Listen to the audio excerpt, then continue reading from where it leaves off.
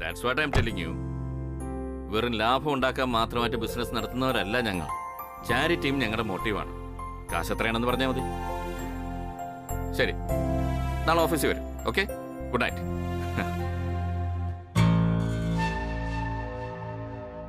ദാസേ, bag എടുത്തില്ല.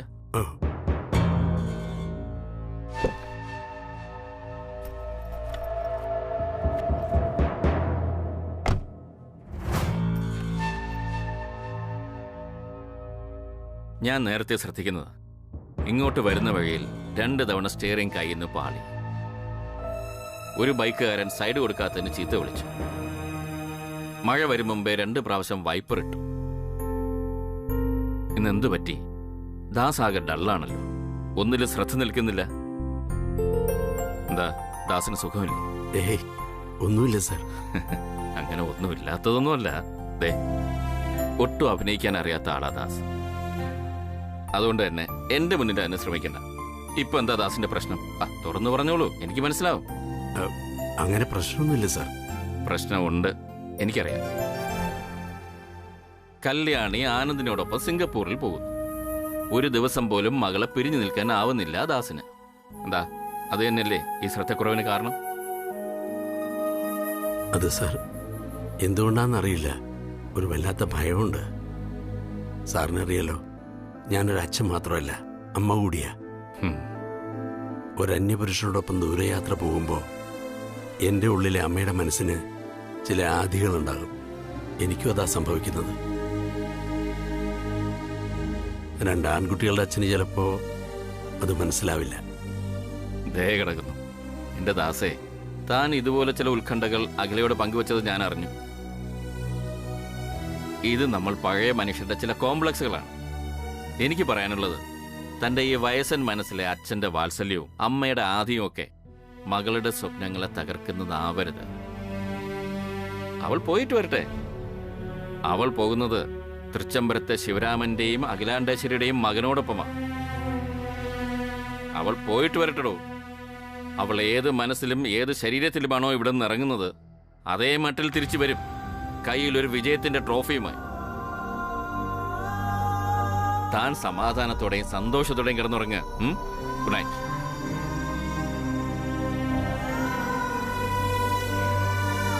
അവൾ ഏത് മനസ്സിലും ഏത് ശരീരത്തിലുമാണോ ഇവിടെ നിന്ന് ഇറങ്ങുന്നത്, അതേ മട്ടിൽ തിരിച്ചു വരും, കയ്യിൽ ഒരു വിജയത്തിന്റെ ട്രോഫിയുമായി. താൻ സമാധാനത്തോടെയും സന്തോഷത്തോടെയും കിടന്നുറങ്ങുക. Good night.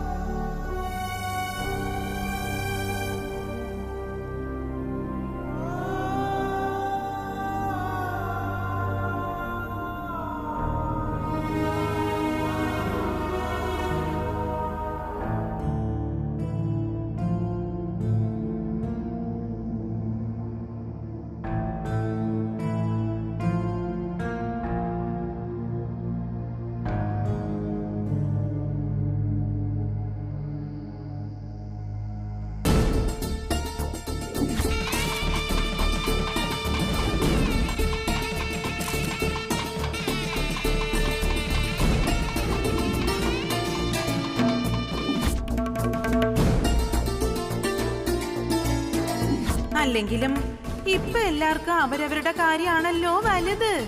നിങ്ങൾ സന്തോഷിക്ക്. നടക്കട്ടെ നടക്കട്ടെ.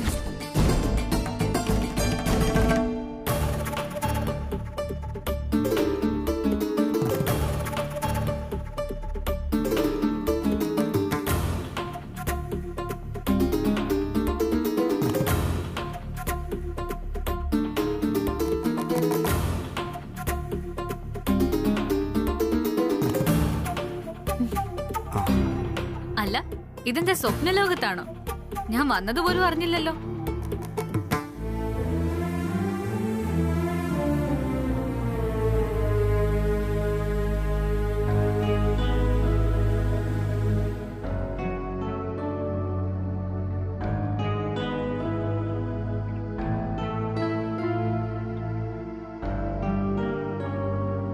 ഏയ്, എന്തു പറ്റി? ആകെ ഒരു മൂഡ് ഓഫ് ആണല്ലോ. അതെ, മൂഡ് ഓഫാ. നിനക്കിപ്പോ എന്താ പ്രശ്നം?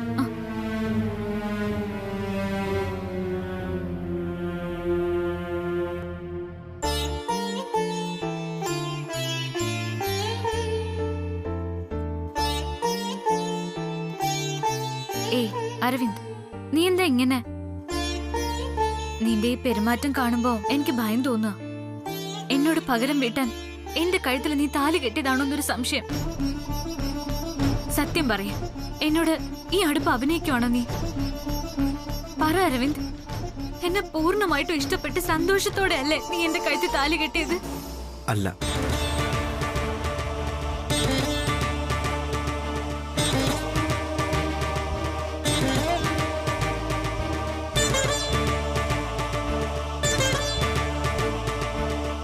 എന്ന് പറഞ്ഞ നിന്റെ കഴുത്തിൽ താലി കെട്ടിയത് പൂർണ്ണ മനസ്സോടെ തന്നെയാ. പക്ഷെ സന്തോഷത്തോടെ അല്ല, അതാണ് സത്യം. അമ്മയുടെ വാക്കെനിക്ക് ധിക്കരിക്കാൻ പറ്റില്ല. അതുകൊണ്ട് വേറൊരു വഴിയില്ലാതെ എനിക്ക് നിന്റെ കഴുത്തിൽ താലി കെട്ടേണ്ടി വന്നു. ഇപ്പൊ അത് തെറ്റായിപ്പോയെന്നാ എൻ്റെ ഒരു തോന്നല്.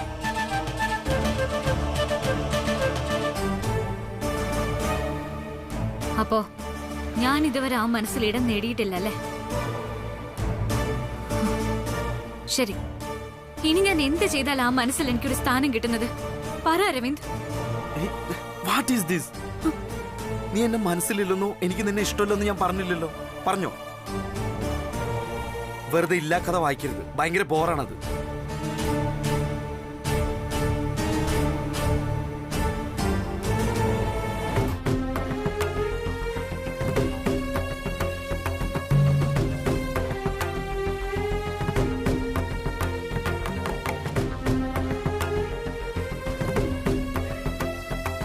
നന്ദനെ നിനക്കറിയാലോ, എനിക്കും ബ്രോയ്ക്കും ഒരുമിച്ച് നടക്കാനുള്ള കല്യാണമായിരുന്നു അത്.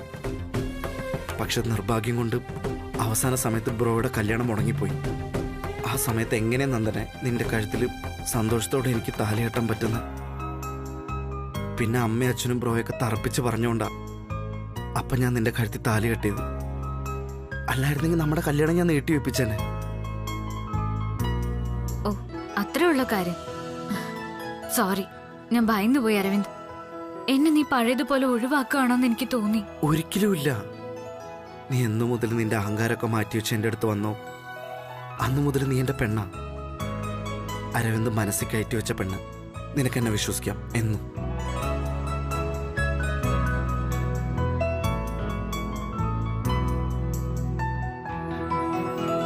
നോക്ക്, നീ വരുമ്പോൾ ഞാൻ ആലോചിച്ചുകൊണ്ടിരുന്നൊരു കാര്യം പറയട്ടെ. നമുക്കിടയിൽ ഒരു വളരെ പ്രധാനപ്പെട്ട കാര്യം. എന്താ അരവിന്ദ്? ഇളയമ്മ പറഞ്ഞ കാര്യങ്ങൾ ഒരുപാട് എനിക്ക് മനസ്സിൽ സ്ട്രൈക്ക് ചെയ്തു. അതിൽ കുറെ പോയിന്റുകൾ ഉണ്ടെന്നാണ് എൻ്റെ ഒരു വിശ്വാസം. എൻ്റെ കൂടപ്പുറപ്പിന് വേണ്ടി നമ്മുടെ കല്യാണം അല്പം പോലും നീട്ടി വയ്ക്കാൻ എനിക്ക് പറ്റിയില്ല. പക്ഷെ ഇപ്പോൾ വേണമെങ്കിൽ നമ്മുടെ സന്തോഷങ്ങൾ നീട്ടി വയ്ക്കാൻ എനിക്ക് പറ്റും. അതാണ് ഞാൻ നിന്നോട് പറയാൻ ഉദ്ദേശിക്കുന്നത്. എന്ന് പറഞ്ഞ? നീ ഇളയമ്മ പറഞ്ഞെല്ലാം കേട്ടതല്ലേ? ബ്രോ ഒറ്റത്തടിയിട്ട് ഇങ്ങനെ തേരാപ്പര നടക്കുമ്പോൾ നമുക്ക് വലിയൊരു ദാമ്പത്യബന്ധം വേണ്ട. ബ്രോയുടെ കല്യാണം കഴിയുന്നവരെ നമുക്ക് പഴയ പോലെ ലവേഴ്സായിട്ട് ലവേഴ്സിൻ്റെ പരിധിക്കുള്ളിൽ കഴിഞ്ഞാലോ? ഭാര്യ ഭർത്താക്കന്മാരായിട്ട് ഒരേ കട്ടിലിൽ കഴിയേണ്ടെന്നാണ് എൻ്റെ ഒരു ആലോചന. ഇനി നിനക്ക് നിന്റെ തീരുമാനം പറയാം.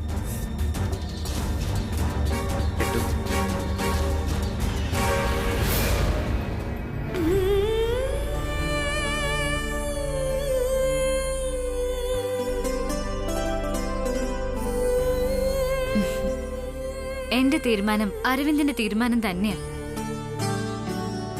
സത്യം പറഞ്ഞ അരവിന്ദിനെ കുറിച്ച് എനിക്കിപ്പോ അഭിമാനം തോന്നുക. മുൻപെപ്പോഴൊക്കെയോ വെറൊരു ചോക്ലേറ്റ് പയ്യനാണോ എന്റെ ഭർത്താവാകാൻ പോകുന്നതെന്ന് എനിക്ക് തോന്നിയിരുന്നു. ഇപ്പൊ എനിക്ക് മനസ്സിലായി, എന്നെ താലി കെട്ടിയത് തന്റെ ഇടവും കരളുറപ്പുള്ള ഒരു പുരുഷനാണെന്ന്. ഏതു പെണ്ണിനെ കണ്ടാലും എന്ത് നേടാനും പുറകെ നടന്നിരുന്ന അരവിന്ദ് ഇപ്പതാ കൈയെത്തും ദൂരത്തുള്ള സ്വന്തം ഭാര്യയുടെ മുന്നിൽ വരെ സ്വയം നിയന്ത്രണം വച്ചിരിക്കുന്നു. Great, I'm proud of you. ഇതിനപ്പുറം എനിക്ക് പറയാനൊന്നുമില്ല. താങ്ക്സ്. നീ എന്താകും മറുപടി പറയാന്നായിരുന്നു എൻ്റെ ഒരു ഭയം. ഇപ്പൊ മനസ്സിലായി, എന്നെ മനസ്സറിഞ്ഞ് പെരുമാറുന്ന പെണ്ണിനെ കിട്ടിയ ഞാനാണ് ഈ ലോകത്തെ ഏറ്റവും വലിയ ഭാഗ്യവാൻ. Thanks again. വാ.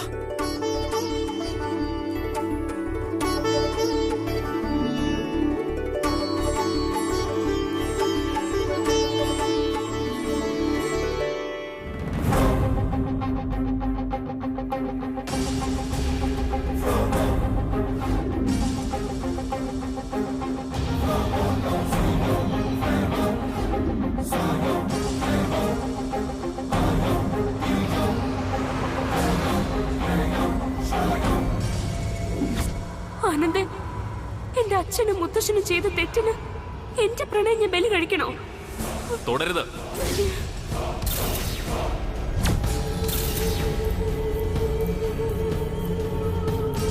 അമ്മ പറയുന്ന പെണ്ണിനെ താലി കെട്ടാന്ന് വാക്ക് കൊടുത്തോണ്ട് മാത്രമാണ് ഞാനിപ്പോ ഇങ്ങനൊരു വരന്റെ വേഷത്തിൽ ഇവിടെ ഒരുങ്ങി നിൽക്കുന്നത്. പെണ്ണിനെ അടിക്കുന്നത് അത്ര അന്തസ്സല്ലെന്ന എന്റെ വിചാരം. അല്ലെങ്കിൽ ഇതിനകം വലിച്ചെടുത്ത് പുറത്ത് കളഞ്ഞേനെ നിന്നെ ഞാൻ.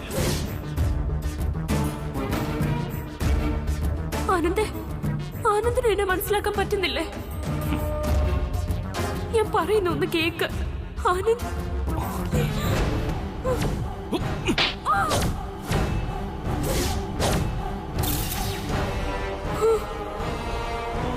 പറഞ്ഞാ മനസ്സിലാവില്ല നിനക്ക്. ഇനി എന്റെ ദേഹത്ത് തൊട്ടു പോരുത്. പറഞ്ഞേക്കാം. പോ, പുറത്ത് പോവാൻ.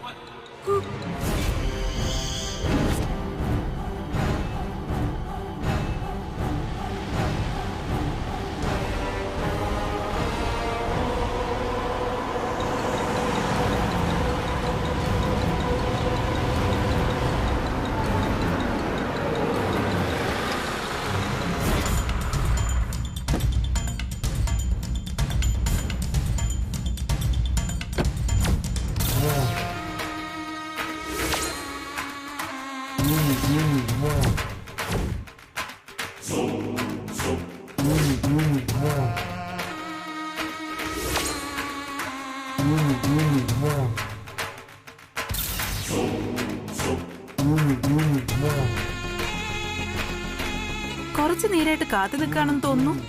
അതെ ആന്റി, കുറച്ചു നേരമായി, കുറച്ചേറെ നേരം. ചില കാത്തിരിപ്പുകളാണല്ലോ ജീവിതത്തെ മാറ്റിമറിക്കുന്നത്. ആന്റി വാ, നമുക്ക് കാരണത്തിനും സംസാരിക്കാം. വേണ്ട. നാഗമടുത്ത തറവാട്ടിലെ പ്രിയങ്കയുടെ ക്ഷണം സ്വീകരിച്ച് വിരുന്ന് സദ്യക്കും വിശ്രമത്തിനും എത്തിയതല്ല ഈ തൃച്ചംബരത്ത് വിലാസിനി. ഒരുപാട് നിർബന്ധിച്ച് കാണാൻ ക്ഷണിച്ചതിന്റെ കാരണം അറിഞ്ഞിട്ട് പോകാന്ന് കരുതി. അത്രേ ഉള്ളൂ.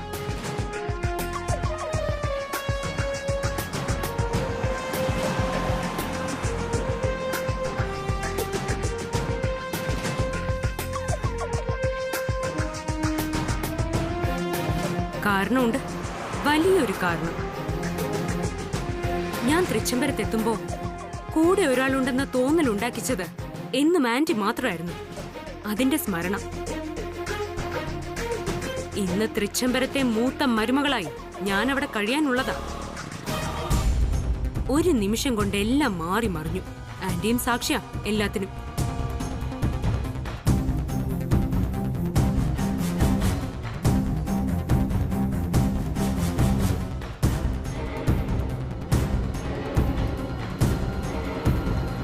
അതെ, വിലാസിനി എല്ലാം കണ്ടും കേട്ടും ഇവിടെയൊക്കെ തന്നെ ഉണ്ട്. അതെന്റെ കാര്യം അല്ല. തൃച്ചംബരത്തിന്റെ അസ്ഥിവാരം ഇളക്കാൻ കഴിയാത്തതിലുള്ള നൊമ്പരം പങ്കുവയ്ക്കാനാണോ എന്നെ നീ ക്ഷണിച്ചു വരുത്തിയത്? വെറുതെ സമയം വേസ്റ്റാക്കാൻ. ഏയ്, ഒരിക്കലുമല്ല. ആദ്യമായി തോൽവിയുടെ കയ്പുനീർ കുടിച്ചപ്പോ ഞാൻ ആലോചിച്ചത് ആ വീട്ടിൽ നിരന്തരം പരാജയത്തിന്റെ കയ്പുനീർ നുണച്ചെടുക്കുന്ന വിലാസിനെ കുറിച്ചായിരുന്നു. പക്ഷേ അഖിലാണ്ടേശ്വരിയുടെ ചവിട്ടടിയിൽ ഞെരുങ്ങുമ്പോഴും ആന്റിയുടെ ഉള്ളിൽ അണയാതെ ഒരു കനൽ ഒളിഞ്ഞിരിക്കുന്നത് എന്നും എനിക്ക് കാണാമായിരുന്നു. എന്നെങ്കിലും അഖിലാണ്ടേശ്വരിയുടെ പിൻകഴുത്തിൽ ഒരു കഠാര കയറ്റാനുള്ള ആന്റിയുടെ ആഗ്രഹവും ഞാൻ തിരിച്ചറിഞ്ഞിരുന്നു.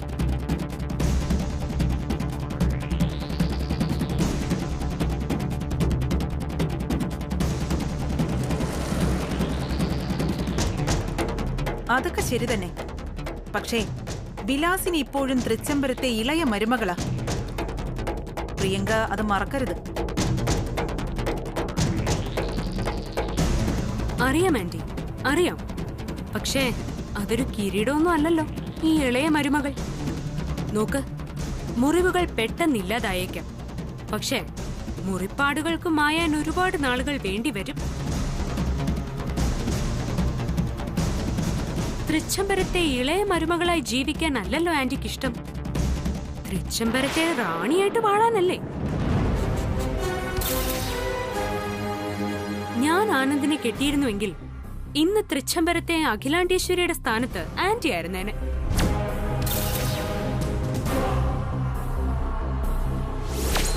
തൃച്ചംബരത്തിന്റെ കിരീടം വയ്ക്കാത്ത റാണി. എന്താ ആന്റിക്കും ഇല്ലേ അങ്ങനെ ഒരു ആഗ്രഹം?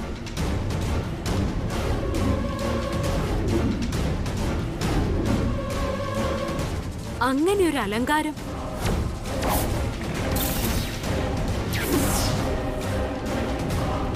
അങ്ങനെ ഒരു പദവി,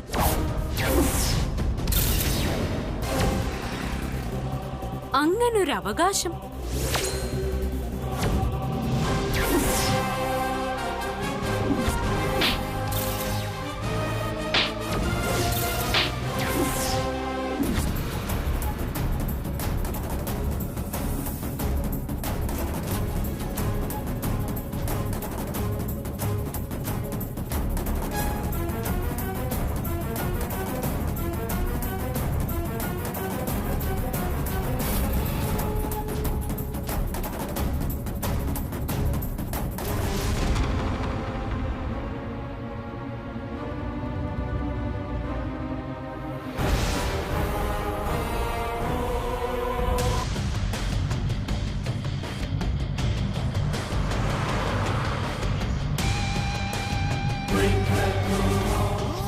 ആ അവകാശം നേടാൻ ഇനിയും വൈകിട്ടില്ല ആന്റി.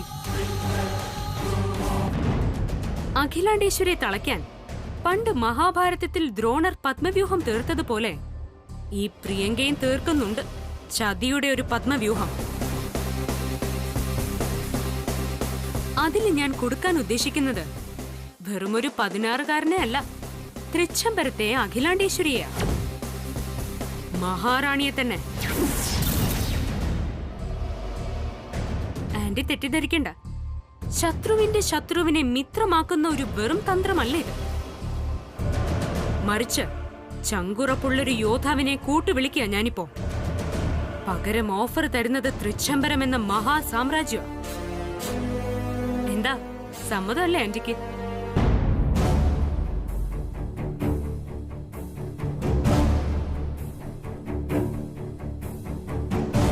പ്രിയങ്കേ, നിന്റെ ഓഫർ എനിക്ക് ഇഷ്ടപ്പെട്ടു. പക്ഷേ നീ ഒന്നും മറക്കരുത്.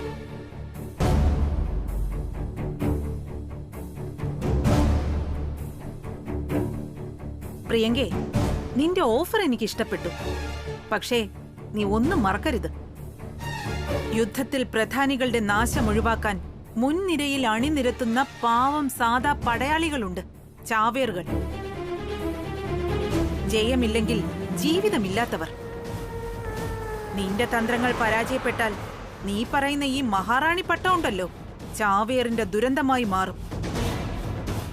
അതുകൊണ്ട് എനിക്കൊന്ന് ആലോചിക്കാൻ സമയം വേണം. ആന്റി പ്ലീസ്, ദയവ് ചെയ്ത് എന്നെ തെറ്റിദ്ധരിക്കരുത്. ഞാൻ ചാവേറായി അല്ല ക്ഷണിച്ചത്, റാണിയായി വാഴിക്കാൻ തന്നെയാണ്. അറിയാം, നിന്റെ ഉദ്ദേശവും ലക്ഷ്യമൊക്കെ മനസ്സിലായി എനിക്ക്. ഏതായാലും എനിക്കൊന്ന് ആലോചിക്കണം. പാല് തന്ന കൈക്ക് കൊത്തിയ പാമ്പിനെന്നും ശീലം. പക്ഷേ ഒരു പാമ്പ് മറ്റൊരു പാമ്പിനോട് കൂട്ടുചേരുമ്പോ എപ്പോഴും ഒരു മുൻകരുതൽ നല്ലതാണെന്നാ ഞാൻ വിശ്വസിക്കുന്നത്. നിന്റെ ക്ഷണം ഞാൻ കേട്ടു. മറുപടി ആലോചിച്ച് പറയാം. സമയം വേണം. കാണാം നമുക്ക്. കൂട്ടുകൂടാനാണെങ്കിലും കൊത്തിപ്പിരിയാനാണെങ്കിലും കുറച്ച് കാത്തിരിക്കേ.